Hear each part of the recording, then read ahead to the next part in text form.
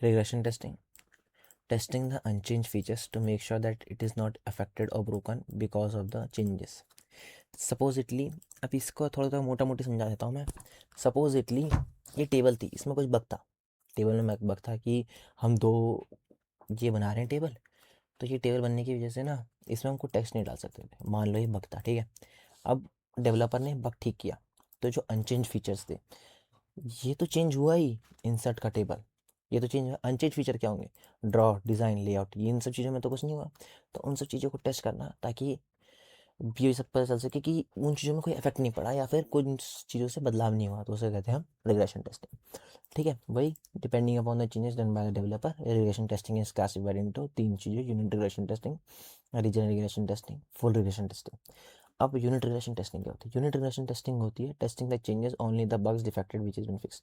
अब मैंने बताया कि टेबल में टेक्स्ट नहीं लिख पा रहे थे, तो सिर्फ हम इसी चीज़ को टेस्ट करेंगे कि इसमें टेक्स्ट नहीं लिख पा रहे, तो टेक्स्ट ही चेक चेक करेंगे कि टेक्स्ट जा रहा है नहीं जा रहा, बस. तो उसे कहते हैं यूनिट रिग्रेशन टेस्टिंग.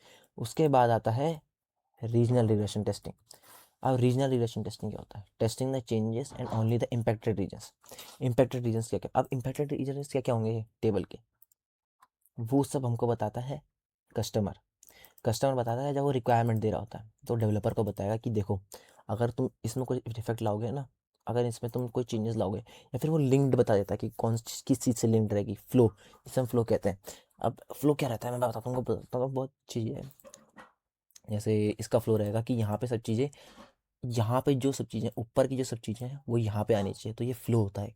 ठीक है, ये फ्लो होता है कि ये जो टेबल है यहाँ पे आना चाहिए, ये जो यहाँ पे ये टेक्स्ट का फीचर है वो यहाँ पे आना चाहिए, तो ये फ्लो होता है. तो कस्टमर जो होता है ना, वो डेवलपर को ये फ्लो बताता है, डेवलपर को. और जो डेवलपमेंट लीड होता है उसको सब कुछ बताता है कि ये फ्लो रहेगा हमारा, और फ्लो बताता रहेगा.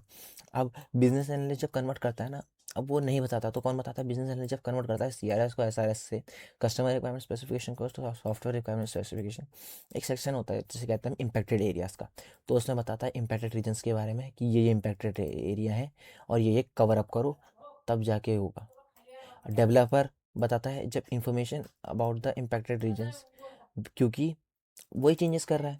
अब डेवलपर इंफॉर्मेशन बताता है एरियाज़ के बारे में कि देखो, ये चेंजेस हैं, ये दिक्कत है, तुमको ये सब करना है. मान लो डेवलपर ने इसमें फिक्स किया, अब वो ये भी बताएगा कि मैंने क्या क्या चेंजेस किए किस किस कोड में. मान लो ये भी तो हो सकता है कि वो ड्रॉ वाले फीचर्स में भी चेंज करके थोड़ा सा कोडिंग की वजह से, क्योंकि ड्रॉ वाले फीचर्स की वजह से इसमें कोई दिक्कत आ रही है, ये भी तो हो सकता है. तो वो बता देगा. अब अगर ये सब चीज़ें नहीं होती और ये नहीं बता पाता, तो टेस्ट इंजीनियर क्या करेगा? इंटरेक्ट करेगा सीनियर टेस्ट इंजीनियर से, या फिर टेस्ट लीड से, या फिर टेस्ट मैनेजर से, और उनकी प्रोडक्ट नॉलेज के हिसाब से वो एक लिस्ट ऑफ इंपैक्टेड एरिया निकालेगा, और इसको कहते हैं इंपैक्ट एनालिसिस. ठीक है, और वो बताएगा कि हाँ ये सब चीज़ें हैं और इन सब चीज़ों पे चल रहा है.